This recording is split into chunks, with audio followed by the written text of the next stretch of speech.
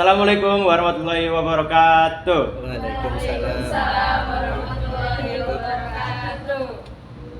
Saya Denny Abid Saputra. Selamat datang di Polos Podcast Semanlos. Nah, di sini kita bersama tamu kita yaitu Bapak Wakasek Kurikulum SMA Negeri 1 Losarang, yaitu Bapak Mas Rindu Nugraha. Iya, Bagaimana kabarnya hari ini, Pak? alhamdulillah baik. Nah, biar jadi lebih akrab lagi ini, Pak, boleh perkenalan diri dulu? Oh ya, nama lengkap Mas Rindu Nugraha. Ya, panggilan kecil itu Nunu. Ya, panggilan kecil itu Nunu. Tinggal di Desa Karanganyar, Kecamatan Kandang Haur, Indramayu. Cukup? Cukup. Ya. Udah punya berapa anak tuh, Pak? Oh, Bapak. Ya. Sekarang alhamdulillah sudah dikaruniai 3. Alhamdulillah. 3 anak. Cewek, cowok? Ada laki-laki, ada perempuan. Sekarang tuh masih sekolah atau udah kuliah? Masih sekolah. Nah, lanjut ke pertanyaan ini ya. Boleh. Kalau boleh tahu Bapak udah berapa tahun menjadi guru dan wakasek kurikulum di SMA Negeri 1 Losarang? Bapak itu menjadi guru sejak tahun 2004. Ya, itu bulan Juli. Itu pertama mengajar. Ya, memang bukan di sini, bukan di SMA Negeri 1 Losarang. Nah, itu sampai sekarang berarti sudah berapa tahun ya? Jadi 2004 berarti 20 tahun ya. Nah, itu sudah 20 tahun Bapak jadi guru. Dan untuk sebagai tugas tambahan wakil kepala sekolah bidang kurikulum di SMA Negeri 1 Losarang ini dari tahun 2014. Nah, ya jadi udah hampir 10 tahun lah gitu ya. Nah, sebelum Bapak di SMA Negeri 1 Losarang, dulunya Bapak ditempatin di sekolah mana, Pak? Ya, Bapak dulu itu pernah mengajar di SMA Negeri 1 Kandang Haur itu tahun 2004 ya. Kemudian juga pernah di SMA Negeri 1 Kroya. Semaker ya? Iya, Semaker ya. Iya. Semaker. Kemudian pernah juga di SMA swasta. Ya, itu di SMA Atakwa Kandang Haur. Ya, kemudian pernah juga di SMA pesantren ini apa? Darussalam, Eretan tuh ya. Iya, Pak. Tahu ya? Tahu. Nah, itu pernah di situ juga. Dan juga pernah di SMK Negeri 1 Kandang Haur pernah, itu tahun 2004 juga. Nah, itu pengalaman Bapak mengajar. Kalau boleh tahu, Bapak bisa ceritain tentang pengalaman sekolah Bapak dari SD sampai menjadi guru ini, Pak? Oh, riwayat pendidikan gitu Iya, ya. Pak. Ya kalau singkatnya gitu ya. Pertama, Bapak sekolah dasar itu bukan di Indramayu, bukan di Kabupaten Indramayu. Itu kelas 1 itu di SMA Negeri SD Negeri Teluk Jambe waktu itu. Itu ada di Kabupaten Kerawang. Karena dulu Bapak lahir di Kerawang gitu ya. Nah, itu kelas 1 di sana, kelas 2 juga di sana. Nah, kelas 3 pindah ke sini, 3 SD ke SD Negeri Parean Girang. Nah, itu ya di Kecamatan Kandang Haur. Kemudian SMP juga di SMP Negeri 1 Kandang Haur, SMA juga di SMA Negeri 1 Kandang Haur gitu ya.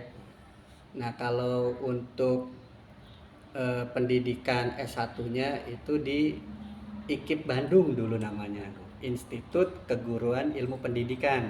Nah, itu dulunya, kalau sekarang namanya UPI. Oh iya, UPI. Universitas Pendidikan Indonesia. Dulu itu namanya IKIP Bandung. Nah, itu masuk bulan Juli. Itu masuk ke IKIP Bandung. Nah, di bulan September berubah nama. Ya, jadi UPI, Universitas Pendidikan Indonesia ya sampai sekarang. Ada momen apa aja nih, Pak, yang nggak bisa Bapak lupain pada masa-masa sekolah maupun masa kecil gitu, kayak kenakalan atau yang nggak bisa dilupain itu momen gimana nih, Pak? Ya, kalau waktu kecil itu SD gitu ya. Ya yang jelas berteman itu kan skupnya ini ya apa terbatas ya. Iya. Kalau SD itu hanya satu desa, satu blok gitu kan. Nah itu tentu saja bermainnya ya lebih dekat karena dekat rumah gitu kan ya. Nah itu teman-teman itu dekat rumah gitu kan. Nah tentu saja ya pernah juga dibully waktu itu ya. Kalau sekarang istilahnya bullying gitu ya. Bully. Pernah juga dibully. Ya. Karena dulu itu ya bapak itu posturnya kecil. Ya kecil. Oh, teman-teman banyak yang besar-besar gitu kan dari sisi perawakannya gitu ya. Nah itu jadi ya suka ada gitu kan. Ya namanya juga anak-anak gitu ya. Iya, pasti, Tapi Pak. tidak pernah dijadikan permasalahan gitu ya.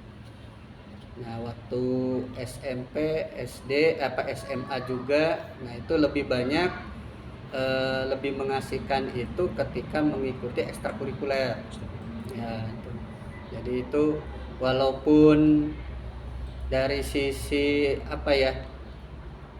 bapak itu dulu pendiam. Dia. Ya bicara depan orang itu kan Iya. itu takut itu mikir-mikir gitu Sama juga mau nih, ngomong Pak. apa gitu Iya, kan ya sama nih, Pak. gitu ya. Nah makanya untuk orang-orang seperti itu baiknya lebih aktif di ekstrakurikuler. Bener, Pak, Nah, bener. itu ya supaya supaya keterampilan komunikasi bersosialisasi itu diasah gitu ya. Iya. Diasah dikembangkan. Nah itu karena setiap orang itu pasti kemampuannya sama gitu ya. Nah, tinggal bagaimana proses pendidikannya terhadap dirinya sendiri. Nah oleh karena itu dengan mengikuti banyak kegiatan ekstrakurikuler gitu kan, lebih banyak bicara di depan umum gitu kan, sehingga hal itu yang menjadi biasa gitu kan. Nah itu pengalaman bapak. Terus apakah menjadi guru adalah cita-cita Bapak atau gimana nih, Pak? Terus aslinya cita-cita Bapak itu ingin menjadi apa? Karena dulu itu bapak ini pendiam gitu ya, Pendiam. susah ngomong itu ya. Nah itu ya, jadi malu ngomong. Jadi nggak ada niatan untuk jadi guru. Nggak ada, ya, Pak? Nggak ada gitu Takdir ya, Pak, ya? Iya. Gitu ya. Dulu itu malahan senangnya itu cita-citanya ya memang waktu kecil itu selalu berubah-ubah cita-cita Iya, itu pasti, ya. Pak. Dari Nah, SD itu sampai ya. sekarang berubah-ubah Iya. pastinya. Pertama ingin jadi tentara. Tentara. Nah itu ya. Tetapi karena lihat postur gitu ya, Iya. tidak memungkinkan gitu ya, sehingga berubah lagi. Terakhir itu setelah lulus SMA pengen jadi petani. Petani.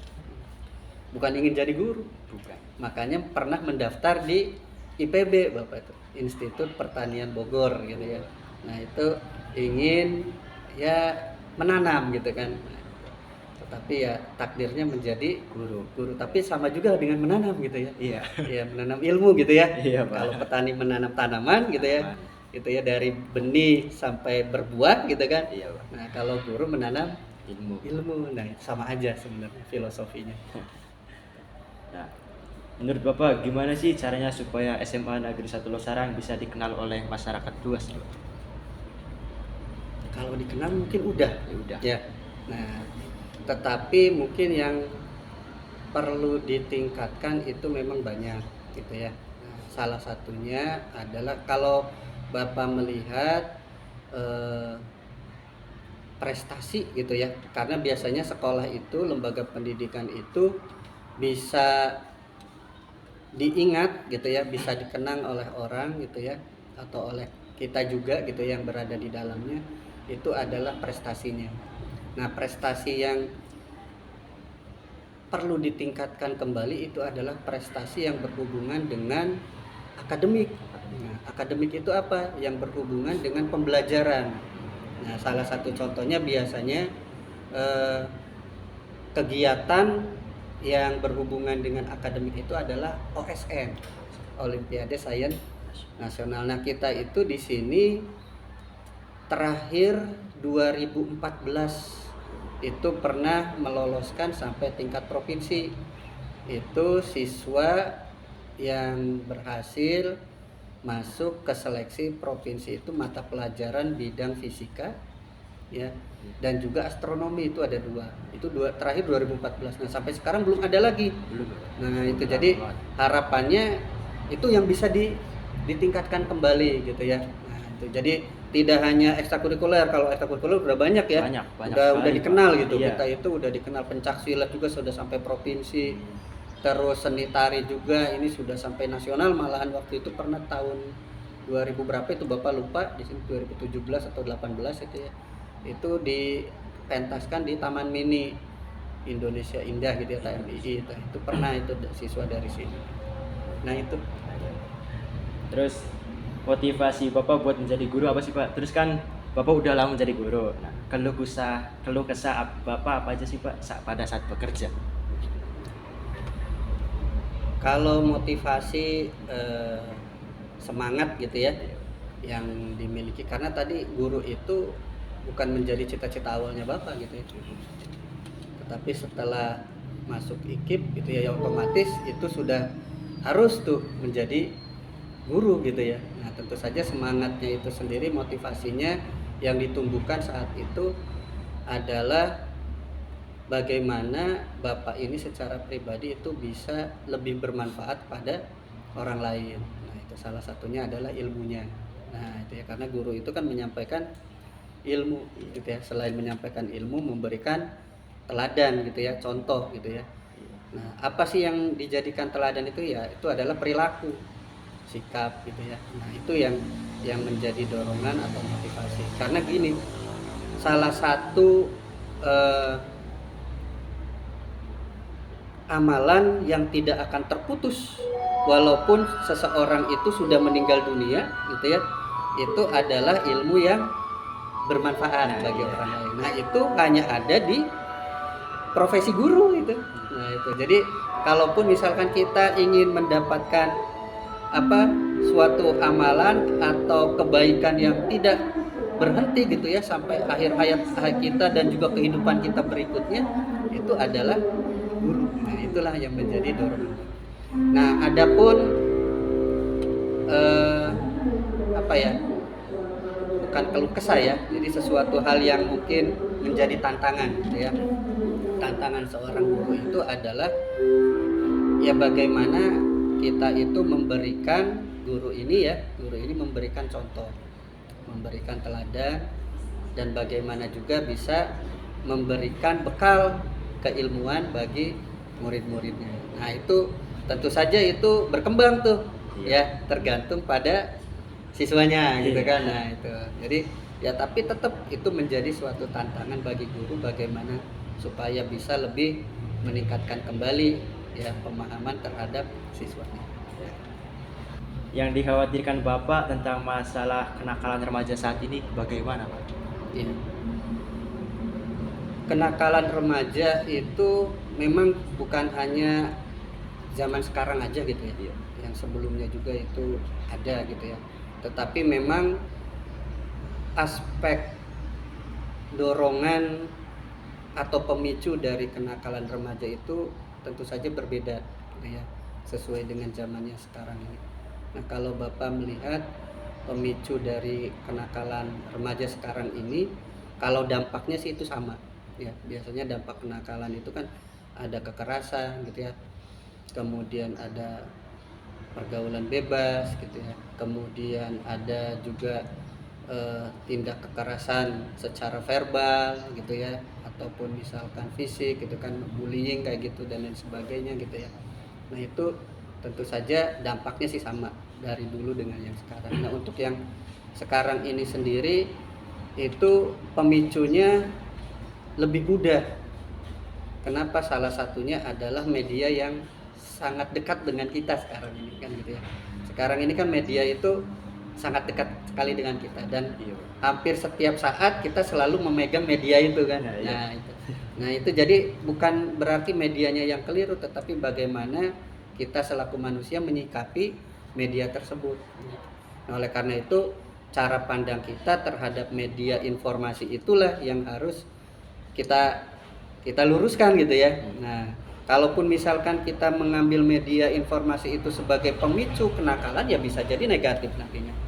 Jadi bagaimana kita bisa memandang gitu ya, memandang media informasi itu dengan lebih baik gitu. Nah, Kan kurikulum udah ganti nih Pak. Menurut Bapak gimana nih tanggapan Bapak tentang kurikulum baru nih dan juga kekurangan dan kelebihan dari kurikulum Merdeka ini Pak? iya. Untuk sebenarnya gini, kurikulum itu adalah sesuatu hal yang memang diperlukan, sangat diperlukan di dalam lembaga pendidikan, terutama sekolah gitu ya, baik oleh siswa gitu ya dan juga oleh guru. Nah, jadi kurikulum itu sendiri itu seperti semacam jalan gitu ya. Kalau kita berlari atau berjalan gitu, itu kan tentu saja jalan itu ada jalannya gitu kan, ada tracknya gitu kan. Nah, jadi ketika sekolah itu melakukan pembelajaran tentu saja ada jalannya. Nah, jalannya itu adalah kurikulum. Kalau tidak ada kurikulum maka pembelajaran itu pun tidak akan bisa, sekolah itu fungsi pendidikannya tidak akan berjalan. Nah, oleh karena itu kurikulum ini merupakan sesuatu hal yang memang sangat diperlukan dalam lembaga pendidikan.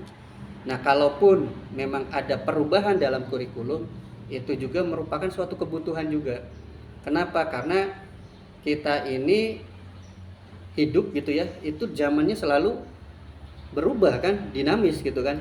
Nah, dulu Bapak waktu kecil gitu kan, SD, SMP, SMA dulu gitu kan, itu berbeda dengan SD, SMP, SMA sekarang gitu kan. Karena zamannya juga berbeda. Nah, oleh karena itu kurikulumnya juga atau cara belajarnya juga itu harus berbeda. Nah, karena memang sumber belajarnya sekarang itu lebih mudah. Kita kan untuk mencari sumber belajar lebih mudah sekarang itu, dan banyak sekali, tidak hanya buku cetak gitu kan, atau buku tulis ataupun perpustakaan dan lain sebagainya, tapi banyak sekali media yang bisa kita jadikan sebagai sumber belajar. Nah, itulah kenapa ada berubahnya kurikulum. Nah, adapun perubahan kurikulum sekarang ini gitu ya, untuk kurikulum Merdeka dan sudah dicanangkan sebagai kurikulum nasional juga gitu ya. Nah, karena memang intinya sih di dalam kurikulum Merdeka itu memberikan keleluasan kepada siswa sebenarnya. Objeknya itu, subjeknya adalah siswa.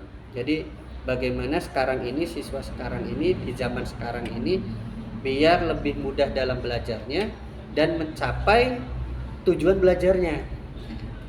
Jadi tidak ditentukan oleh guru saja gitu kan. Ini materinya ini gitu ya, kemudian sumber belajarnya ini kan, enggak gitu kan. Sekarang itu karena sumber belajar tadi udah banyak gitu ya.